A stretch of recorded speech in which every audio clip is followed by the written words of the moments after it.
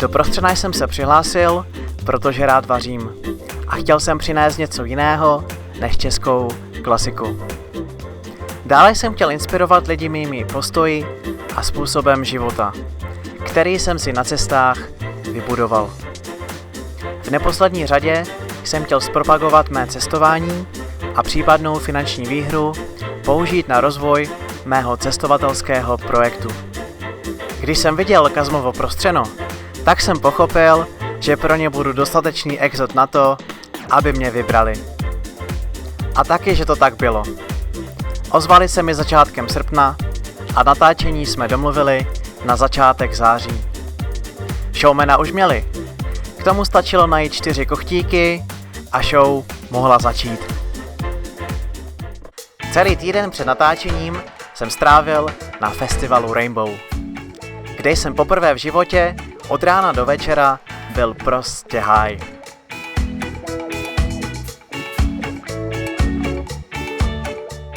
Po cestě z Rainbow jsem si stopl mladý pár, kterému jsem prozradil, že budu vařit v televizi. Ti mi poradili, ať na každý den vymyslím nějakou srandu, aby lidé měli co řešit. Žádný problém, pomyslel jsem si. První den přijdu bez bot, druhý den na kole, třetí den dáme jointa u mě doma, čtvrtý den přijdu v hábitu a pátý den bez vlasů. Během pondělního natáčení jsem štábu přednesl, že bych si rád ve volné zábavě s mými hosty zakouřil dýmku míru. Ti mi řekli, že to asi nebude možné a věc budou muset probrat s právním oddělením Primy. Cítil jsem, že se celá věc zahraje do autu. Říkal jsem si, že ke mně domů přijdou 4 lidé, kterým chci ukázat, jak žijí, co pijí a co jím a kouřím. Kdyby se měl tu možnost špeka lidem nabídnout a oni ho odmítli, přijal bych to s pokorou. Ale televize mi nedala tu možnost. Měl jsem problém s tím, že mi nějaká třetí strana, vlastně korporace, říká, co mám a nemám dělat v mém domě s mými hosty. Marihuana je pro mě usušená kytka z přírody, kterou mám doma mezi kořením a ořechy. Věřím v její léčebné a ozdravné účinky a nikdy by mě nenapadlo, že může někomu ublížit. V úterý během dopoledního natáčení mi celá věc vrtala hlavou. A při cestě zpět domů jsem dostal asi ten nejšilenější nápad v mém životě. Oregano přidám do jídla. Po návratu domů jsem uvařil máslíčko a odpoledne už jsem si to šlapal do karviné. Takovou mňamku jsem dělal poprvé v životě. Neměl jsem čas to testovat či přemýšlet nad důsledky. Záměr byl čistý. Chtěl jsem, aby se mý noví kamarádi uvolnili a večer si užili. Vůbec mi nenapadlo, že je to nemorální či dokonce trestný čin. Vždyť do té doby jsem neměl ani přestupek. Ve středu se šlo do akce. Během večeře jsem mým novým hostům vyprávěl, jak jsem jednoho dne zkoušel velbloudí játru v Egyptě. A po zbytek dne mi vibrovalo celé tělo. Vzhledem k exotickým přísadám a hlavně koření z Etiopie se jim asi honily lecjaké představy, když vše začalo účinkovat. Lidé začali padat jako mouchy. Věděl jsem v tu chvíli, že je to velký průser a stačilo cokoliv říct a vše zastavit. Já jsem však v tu chvíli na to neměl koule. Sám jsem totiž byl sjetý jako doga. Sanetka odvezla jako první Lucku. Do nemocnice pak odjela druhá sanitka se Šárkou. To se nezdálo mladé agilní doktorce na pohotovosti, která zavolala policii. To mi sdělil Rejža s tím, abych si šel uklidit ty mé bylinky. A navíc jsem se potřeboval zbavit důkazu. A tak jsem přibral hrnec, kde bylo jídlo s máslíčkem. No jo, ale v kuchyni byl zrovna kameraman. Říkal jsem si, teď nebo nikdy. Popadl jsem hrnec a šel. Chodba byla naštěstí taky čistá a já se najednou ocitl před domem.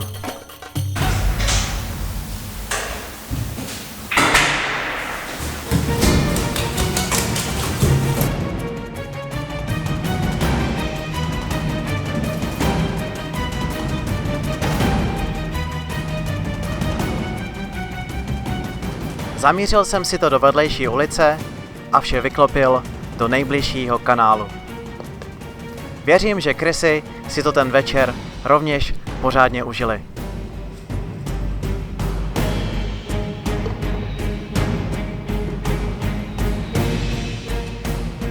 Koření jsem hodil do křoví a mazal zpět. No jo, ale špinavého hrnce jsem se potřeboval zbavit.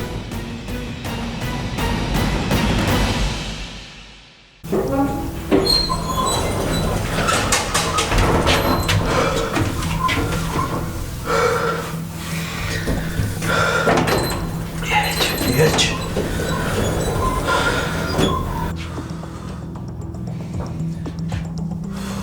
Moje máma bydlí o 2 patra níž. Naštěstí nebyla doma a já měl klíče. Nedokáži si totiž představit, jak bych jí vysvětlil, že jsem si přišel v 11 hodin v noci umýt hrnec.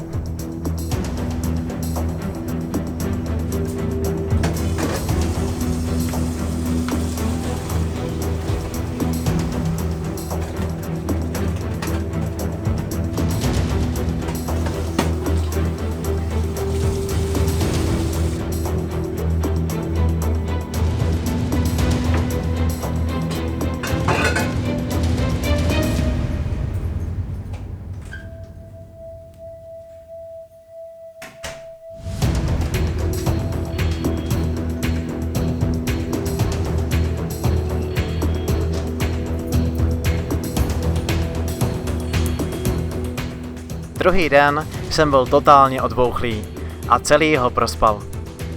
Během dne na mě někdo zvonil, ale já nebyl schopný ani otevřít dveře.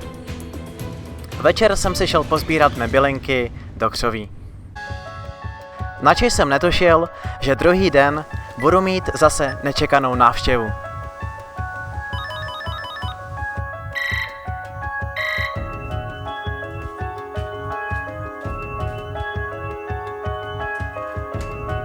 Prosím. Kriminální policie, dobrý den. Tak pojďte nahoru.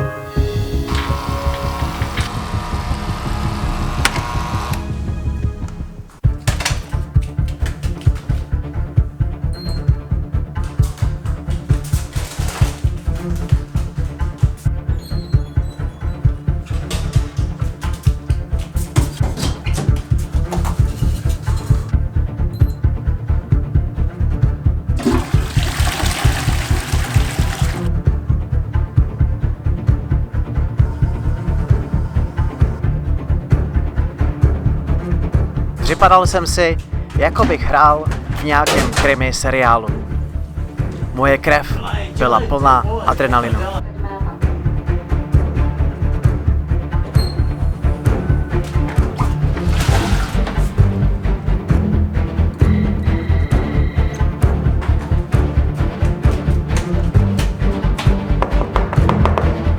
Moment!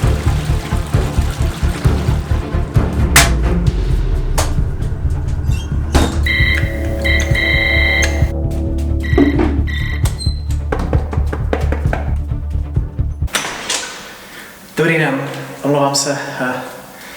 Byl jsem na záchodě. Dobrý den, kriminální policie. Prosím, pojďte dál. Policie mi zabavila etiopské koření a v nemocnici mi odebrali krev. V tomto legendárním dílu se nenáhodou potkala 5 lidí. Každému to dalo a vzalo to, co právě potřeboval.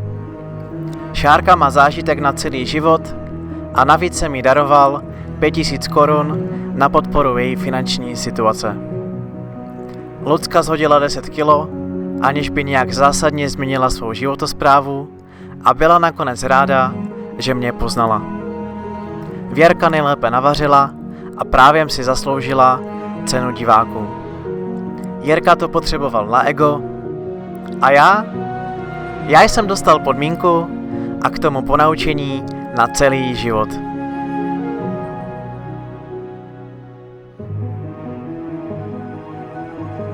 Policii jsem se přiznal proto, abych očistil mou duši. Díky tomu jsem však prohrál soud a později navíc přišla složenka za sanitky. Inu, někdo v prostřenu vyhraje 50 000 a někdo se za stejnou částku stane jejím koproducentem.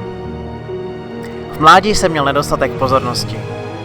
Jakmile nadešel ten pravý čas, tak jsem si o ní dodatečně řekl. Je jedno, jestli je pozitivní či negativní.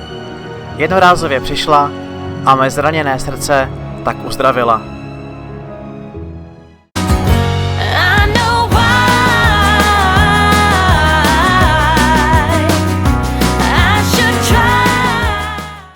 A jak to dopadlo mezi mnou a Primou? Kdybych vám to řekl, tak bych vás musel nechat vypnout z Matrixu.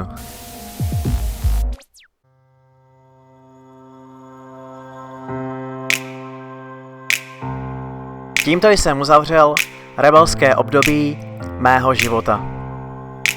I když rebelem v mém srdci zůstanu navždy. Můj největší dar je odvaha. Pochopil jsem však, že ji musím používat ve prospěch společnosti. Děkuji, že jste se mnou na mé cestě. Jestli mě chcete podpořit, dejte si tohle video právě teď na váš Facebook. I love you.